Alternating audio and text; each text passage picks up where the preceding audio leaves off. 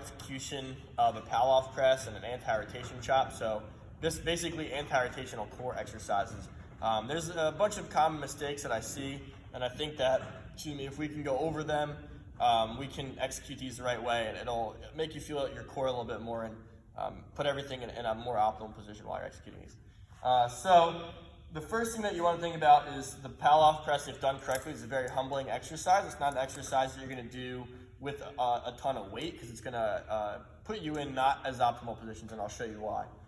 So as I talked about in my split squat position, that half kneeling position is so valuable and so important, right? It's going to help you execute this and feel this in the right area. So when I think about the half kneeling position, I think about my ear, my shoulder, my hip, and then my back knee stacked. I want to push my back hip through. I might get a little stretch in the front of my hip, and I want to push this leg straight down so I feel my glute. Right, from here, I want to pull it. I want to keep it in the middle of my body, and I almost want to think about, as I press it out, to keep it in line with my shoulders, right? So I don't want to press it down low.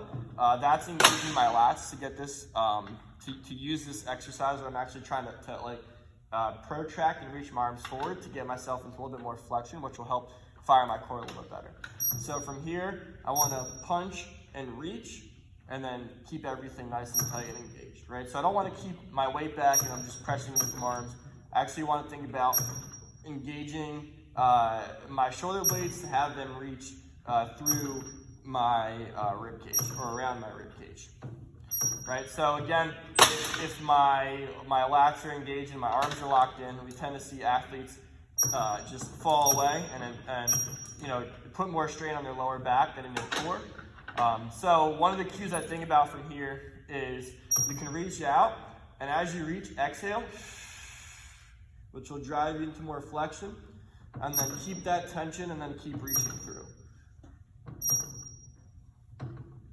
All right, let's go over anti-rotation. So anti-rotation chop is a very similar exercise to a pal-off press, maybe a little bit more of a progression. And it includes the same setup though, right? So we're gonna get everything engaged, right? Lean slightly forward. And I actually want to think about reaching away from my body the entire time here too.